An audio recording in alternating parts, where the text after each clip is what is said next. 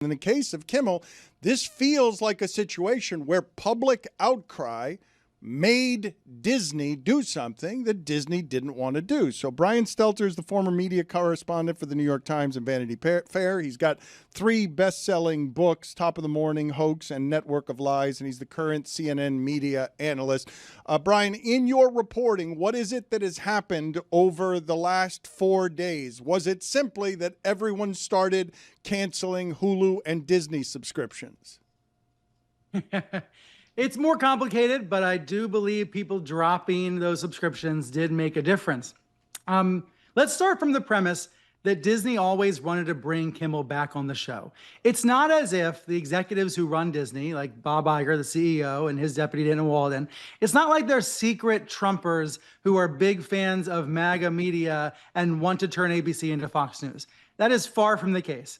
All right, Bob Iger donates to Democrats. He thought about running for president against Trump. Dana Walden is known for being best buds with Kamala Harris. These executives not only love Jimmy Kimmel personally, they are also politically in, I would say, some sort of sync with Jimmy Kimmel. But they looked around, they react very quickly to pressure last week. And that's what they did, right? They reacted by pulling the show, and they wanted to find a path forward. It took them a few days, and I think the audience pressure, Dan, the consumer pressure, it did make a big difference, but they always wanted to bring the show back anyway. You're sure about that? Because the original reporting I saw on that, it seemed like people were saying that indefinite was likely to become he wasn't coming back. You're sure about that?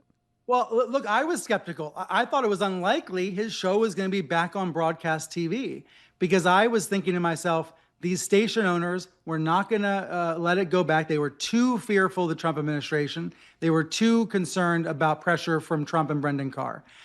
I think it is important. There was this groundswell of public concern, all these free speech groups, all these First Amendment experts, all of these random ordinary consumers, right? All these protesters outside Disneyland. It's never a good look for Disney when you have free speech protesters outside Disneyland. So, yeah, I think this story was unique in some ways amid all the other Trump controversies, because it did create so much outrage and backlash. And yes, I do think that made a difference. We don't know for sure, right, what Disney was thinking. We don't know what the bottom line impact of the cancellations were. But I think what we do know for sure is that these executives love Jimmy Kimmel. They wanted the show to be back. And they decided by Monday the temperature had cooled down enough that they could do it. They could bring him back. And now, here's the thing, right? Kimmel's more powerful than ever because he's been explicitly approved and backed up by ABC. Nexstar Media and Sinclair, though, are still in a position as affiliate owners where Kimmel isn't airing everywhere. Can you please tell me what the consequences and what the cost of that is, and if that's going to change? Normally, we would say Nexstar and Sinclair total, they represent about 20% of the markets across the U.S. where Kimmel's show airs. So normally we would say, wow, 20% of the viewers can't watch Kimmel. That's going to mean a ratings hit. That's going to mean the ratings are going to drop. That's going to be a big, big, bad problem for ABC. But not in this case, right? Because more than 20% of an additional audience poured in last night. I can say that without even seeing the ratings yet.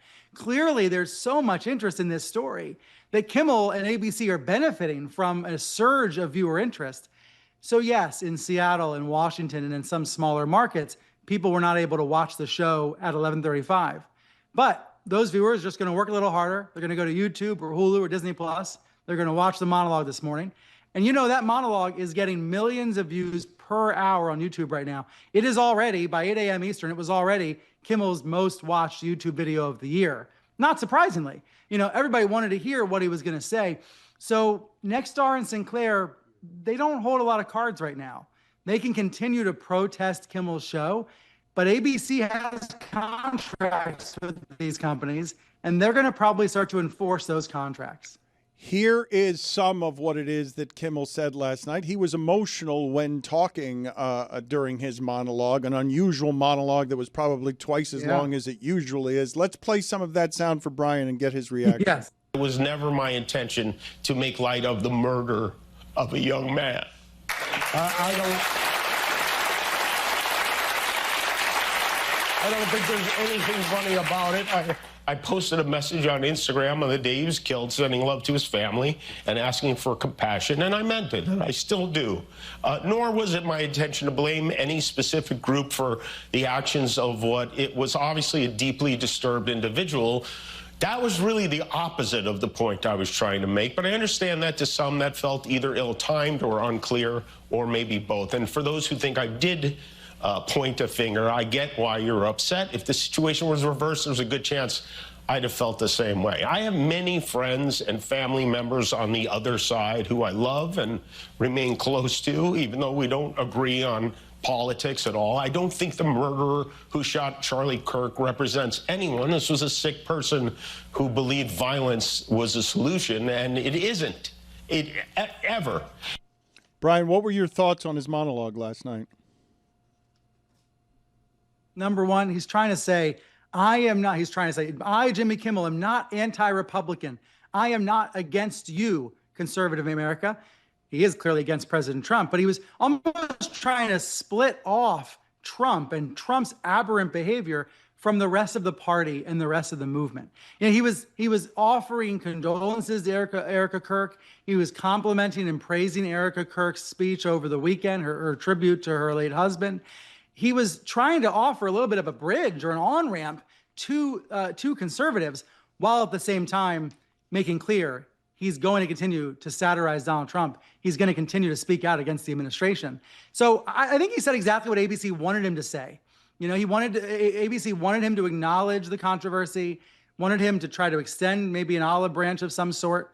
And Kimmel did just that. And I think it was genuine. It seemed genuine to me. Oh, but when you say he said exactly what Disney wanted him to say, I disagree. When he went into his pocket and said, I have only one condition on my return that Disney has forced on me, right. and he just said, here's how you stop canceling your Hulu subscription. That's a good joke. Yes. That's funny. Yes. I don't, what do you think that Disney's relationship is with Jimmy today that it wasn't a week ago?